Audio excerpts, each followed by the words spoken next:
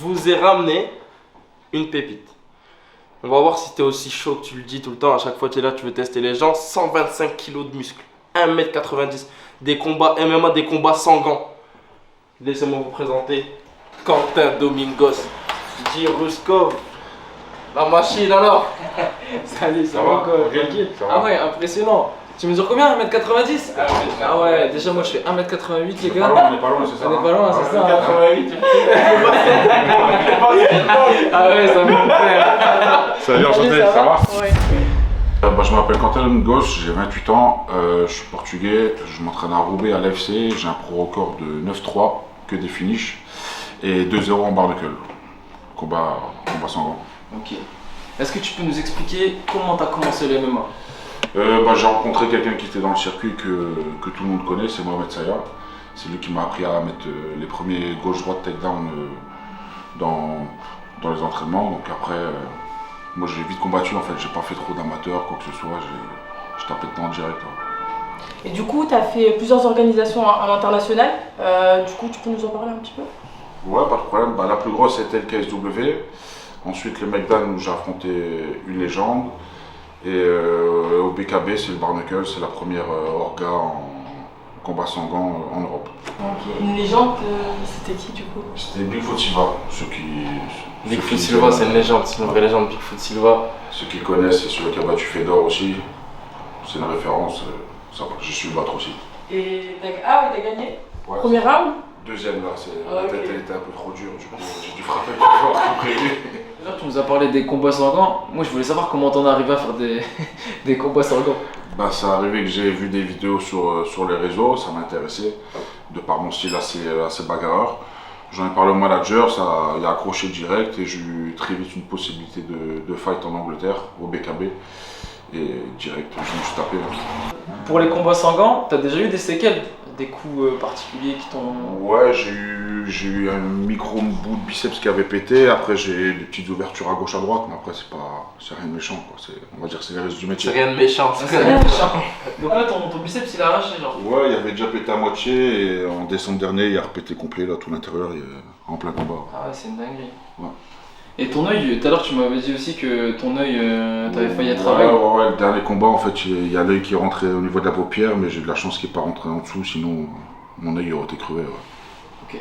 Et, du coup, tout à l'heure on parlait, on a regardé un petit peu ton Insta avant de t'accueillir. Du coup, tu as un prochain combat, c'est le 30 juin. Et tu te prépares comment du coup pour le combat? Je change pas ma routine habituelle, matin prépa physique, le soir sparring ou spécifique lutte, mais après pour moi c'est le boulot, il n'y a rien qui change. Matin, soir je m'entraîne, petite sieste obligatoire et après...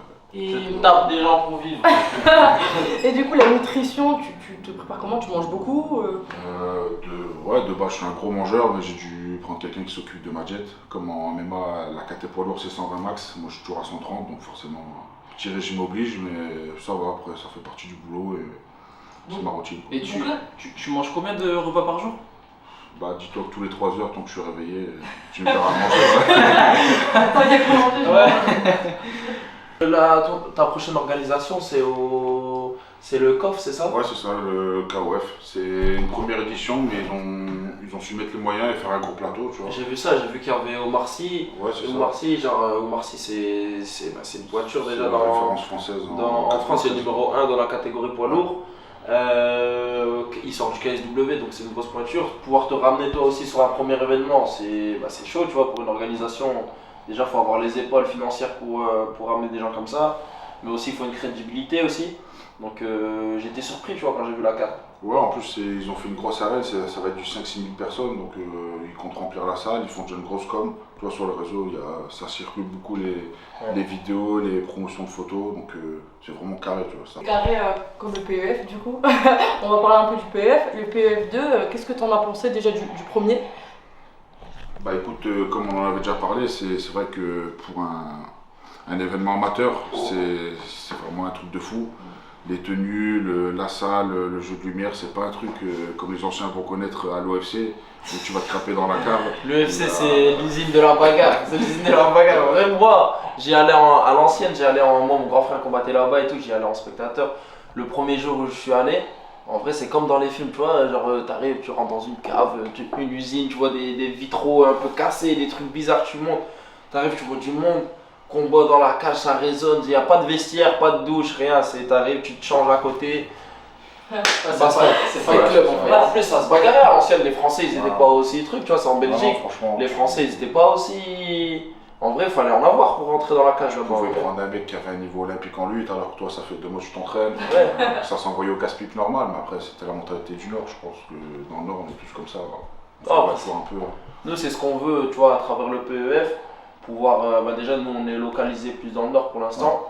On veut. C'est une opportunité déjà pour nos combattants de chez nous, mais aussi partout en France. On veut professionnaliser au maximum, tu vois, le niveau amateur, comme tu disais, avec les tenues. C'est des trucs tout bêtes, hein, tu vois, avoir un cutman, avoir un assistant en nutrition, avoir une com. Nous, on aide aussi les combattants à faire de la com.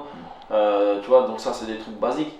Toi, là, si tu avais un nom pour nous sur le prochain PEF2, parce qu'on a des centaines et des centaines de demandes. Il y a Mokhtar qui ici, il va aller feuilleter un peu tout ça, là, toutes les demandes.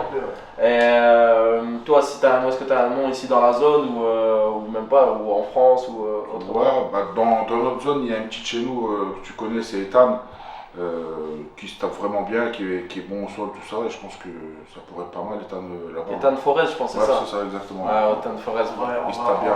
on va aller sonder un petit peu, Ah, là, il un petit peu à l'AFC là, voir ce que ça dit. En termes de professionnels, il y a Anthony Salamon. Anthony Salamon, il combat au PFL. Je sais pas si t'as sûrement vu. forcément. Le PFL, ils ont ramené Cédric Doumbé. Et là, c'est sorti récemment, c'est tout frais. Il y a Francis Ngannou qui vient de signer au PFL. Moi, j'ai vu son contrat. En tant que sportif, je suis choqué. Genre, je suis choqué en tant que sportif. Tout ce qu'il a pu mettre, parce que ça a été chaud. Hein. Francis Ngannou, c'est champion de l'UFC sortant. Il pourrait combattre avec John Jones et faire un combat à je ne sais combien de millions. Il a décidé de partir. Aujourd'hui, il a été assez patient. Maintenant, il y a le PFL qui l'ont signé. Tu as vu le contrat, on va l'afficher le contrat. Qu'est-ce que tu en penses, le fait qu'il puisse être. Moi, ce qui m'a choqué déjà, c'est qu'il est président du PFL Afrique. Ouais. Président du PFL Afrique. Il impose minimum 2 millions d'euros pour son adversaire. Et j'en passe, tu vois, tous ces trucs-là. En plus, toi, tu es un poids lourd. Si demain, il y a un Rouchkov Ngannou, qu'est-ce que tu en penses? Bah, déjà, tu réfléchis à 2 fois quand même, parce que Ngannou, il peut te. Il tape des gens pour lui. Ouais, ça reste dangereux, mais c'est vrai que d'avoir un mec comme ça qui les a portés et que tu es partie normale de l'UFC pour exiger que les combattants soient payés à la juste valeur, tu vois, c'est pas négligeable. Parce qu'on fait quand même un sport dur et de les avoir portés comme ça et d'avoir été au PFL, parce que le PFL il y a un gros level aussi en poids lourd. Je pense que c'est de bon augure pour nous. Je pense que les prochains qu'ils auront PFL ils seront bien payés. Je sais pas c'est qui va le prendre en premier, mais C'est pas moi. c'est pas moi tout de suite, ça c'est sûr. Mais en tout cas, c'est vrai que prendre des primes comme ça, d'avoir des gars comme ça dans des organes avec autant de puissance, c'est pas négligeable. Moi, 2 millions, tu me proposes 2 millions à Ngannou. Toi, tu y vas ou pas 2 millions Moi, j'y vais normal. J'y vais Tu vas normal. perdre la vie, hein, sache que toi, tu vas perdre la vie. Ouais. Non, mais après, c'est parce que moi, de base, je fais pas de MMA. C'est parce que j'ai pas envie de trop faire mal à des gens. Tu vois, c'est pour ça de base. Toi, déjà, je suis sûr que rien que là, si tu fais un bras de fer contre Rouchkov, je te laisse même pas 5 secondes. Pour Ruskov, je sais que t'as un biceps pété, mais c'est pas une excuse, viens, vas-y. Allez. Eh, en vidéo, les gars, en vidéo. Let's go. Je te laisse le biceps pété en plus. Ah, avec la droite, ok. Allez, 3, 2, 1. Hop, le résultat, c'est pas pour tout de suite. En attendant, on a un jeu concours. Abonnez-vous, likez la vidéo. Une paire de gants Venom amateur à gagner. Une paire de gants, c'est la paire de gants avec lesquels nos combats amateurs au PEF se sont faits. Aujourd'hui, c'est fini pour nous. On remercie Rouchkov d'être venu. Merci beaucoup. Grosse force pour le 30 juin. Nous, on va suivre ça à fond. On va partager un max et voilà.